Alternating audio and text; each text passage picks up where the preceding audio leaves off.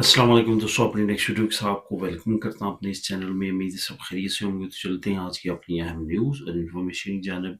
सबसे पहले तो दोस्तों बात करेंगे स्पेन वीज़ा ताज़ा तरीन सूरत हाल क्या है, और आपके कुछ सवालात हैं जिसके मैं जवाब दूंगा इस वीडियो में।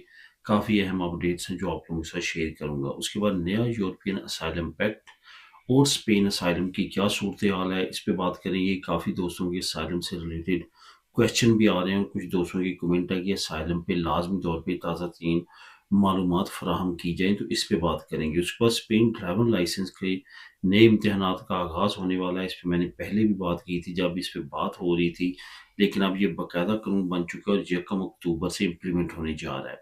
इस पे बात करेंगे और आखिर में बात करूंगा एक ऐसे फ्रॉड की जो काफ़ी ज़्यादा आम होता जा रहा है और बहुत ज़्यादा टेक्निकल फ्रॉड है, जिससे बहुत ज़्यादा लोग मुतासर हो रहे हैं।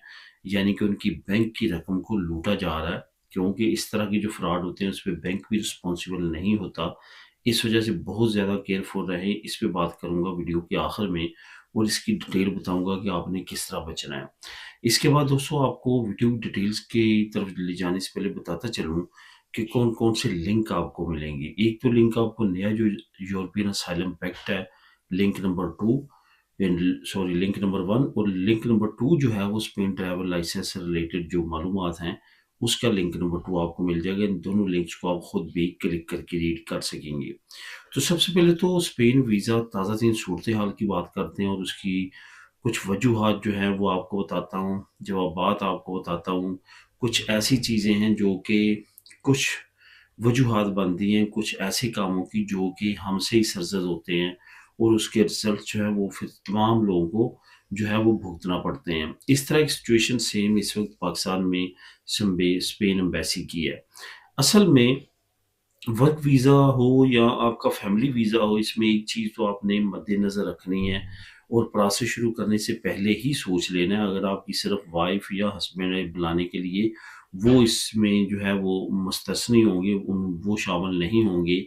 और दूसरा ये कि अगर आप किसी अपने दूर के रिलेटिव को या अपने किसी दोस्त को या इस तरह किसी जानने वाले को या बगैर किसी जानने वाले को वर्क परमिट देते हैं, तो वो भी इसमें शामिल नहीं होगा। इसके अलावा जितने लोग हैं, अगर आपकी फैमिली के आपके साथ बच्चे हैं और अगर आप वालिदैन हैं और आप ओवर एज बच्चे को वर्क परमिट पे स्पेन में बुलवाना चाहते हैं, तो एक चीज़ आपने शुरू में ही सोच लेनी है कि आपका डीएनए टेस्ट लाजमी होगा। क्यों डीएनए टेस्ट जो है वो बहुत ज़्यादा इस वक्त स्पेन की एम्बेसी जो है उस पर फोकस कर रही है, क्योंकि वो बड़े बड़े जो फ्रॉड है उसका जो है उन्होंने सामना किया है, जिसकी वजह से अब वो इसके बगैर मुतमिन ही नहीं हो रहे। क्योंकि आपको पता है कि बहुत बड़ा फ्रॉड लेके पकड़ा गया था वर्क परमिट पे, जो कि टोटली फेक तमाम डॉक्यूमेंट जो ओरिजिनल बना के पेश किए गए, वो फ्रॉड भी इनको पता चल चुका है, जिसकी वजह से इस तरह की एक्टिविटीज़ अब काफ़ी ज़्यादा की जा रही हैं।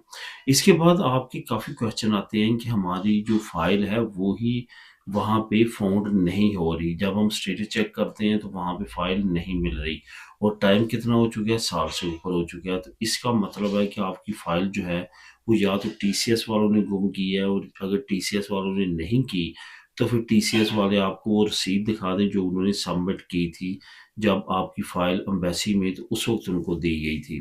तो ये तमाम चीज़ों का अब आपने खुद तहकीकात करनी है, क्योंकि इतना अरसा अगर आपकी फाइल को अभी तक वो अपडेट नहीं हुई सिस्टम में, तो इसका मतलब कोई ना कोई गड़बड़ ज़रूर है। और इसका मतलब ये भी है कि जब आपकी फ़ाइल वहाँ पे पहुँची है, या तो उन्होंने आपकी फ़ाइल का अंदराज नहीं किया और या टीसीएस वालों की तरफ से ही वहाँ पे नहीं गई।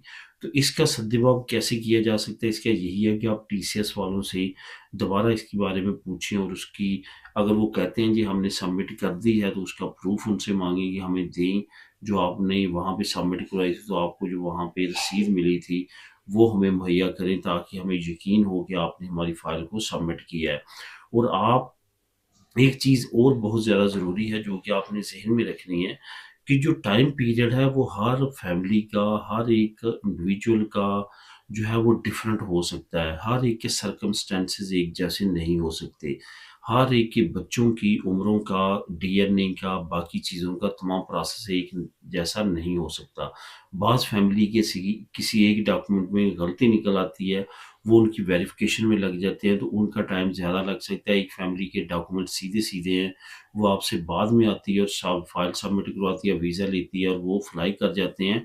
तो इट्स नॉट मीन कि आपकी फ़ाइल जो है उसपे वीज़ा नहीं लगेगा। इसमें ये है कि आपकी का प्रोसेस ज़रा लेंथी हो सकता है, क्योंकि आपकी फ़ाइल में कुछ चीज़ें ऐसी हैं जिसकी वो वेरिफिकेशन कर रहे हैं। सेम यही जो चीज़ें हैं ये यहाँ पे भी इम्प्लीमेंट होती हैं। अगर आप स्पेन की नेशनलिटी अप्लाई करते हैं, बहुत मरतबा ऐसा होता है, जो मैंने लास्ट वीडियो में बताया था कि बाद में आने वाले जो है वो पहले ले लेते हैं और पहले वाले अभी तक वेटिंग में होते हैं। तो इस वजह से ये सारी चीज़ें जो है इतनी ज़्यादा इम्पोर्टेंट नहीं है। इम्पोर्टेंट ये है कि आपका वीज़ा लगे।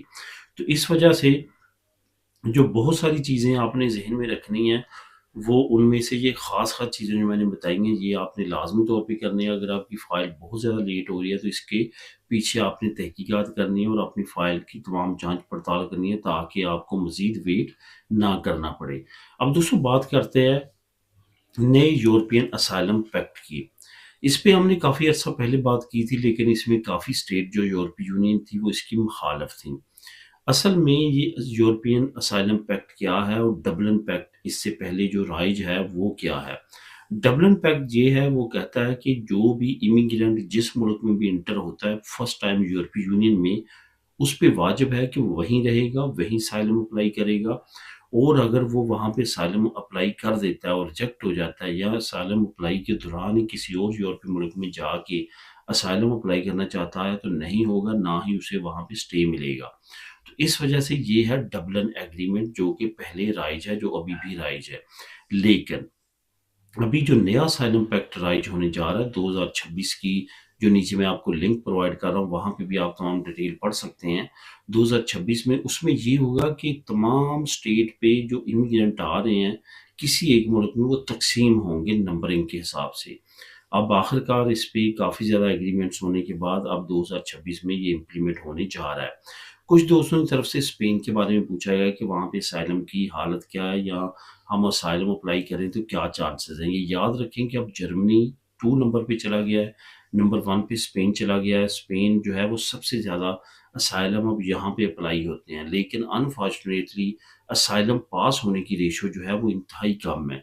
वो शेंजन स्टेट्स यूरोपीय यूनियन में अगर आप देखेंगे तो सबसे कम रेशो वाले ममालिक में स्पेन है, जो कि आपको असाइलम प्रोवाइड करता है। उसकी रीज़न बिहाइंड क्या है, ये तो वही सही तौर पे बता सकते हैं, लेकिन ऐसा लग रहा है कि खुद हुकूमत ये चाहती है कि ये अराइवल्स की तरफ जाएँ, दूसरे मुतबादल रास्तों की तरफ जाएँ, असाइलम अप्लाई ना करें। तो इस वजह से भी हो सकता है, कुछ और वजूहात भी हो सकती हैं। बहरहाल असाइलम की जो रेशो है वो काफ़ी ज़्यादा परेशान कुन है स्पेन की। इस वजह से यहाँ पे बहुत ज़्यादा सोच समझ के आपको असाइलम अप्लाई करना चाहिए, अगर 100% यकीन हो कि आपका असाइलम बिल्कुल जेन्युइन है। अब दोस्तों बात करते हैं इम्तिहानात की, जो कि ड्राइवर लाइसेंस के इम्तिहानात हैं। 1 अक्टूबर 2025 को ये नया कानून इम्प्लीमेंट होने जा रहा है आखिरकार। इस पे मैंने बात की थी तकरीबन चंद महीने पहले, इस पे डिटेल बताया था आपको कि ये कुछ करने जा रही है डीजीटी।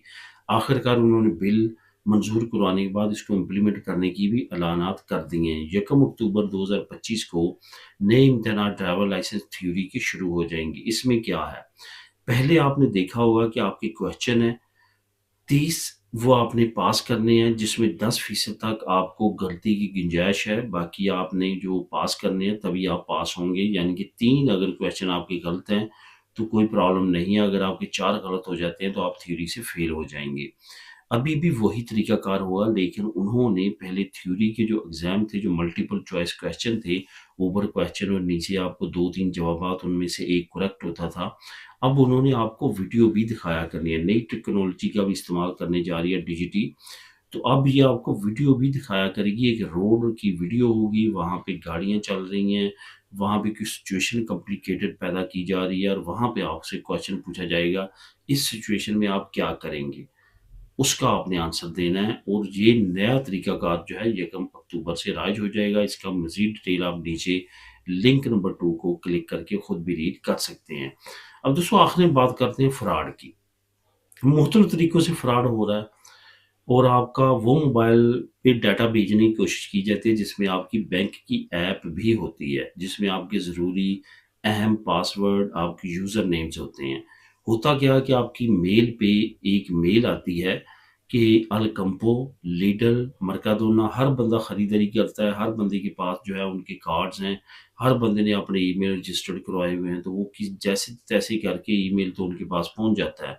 वो हज़ारों लाखों एक जैसी ईमेल सेंड करते हैं, कोई तो मुर्गा फँसेगा जो फँस जाता है, उनके बैंक अकाउंट जो हैं वो साफ़ कर दिए जाते हैं।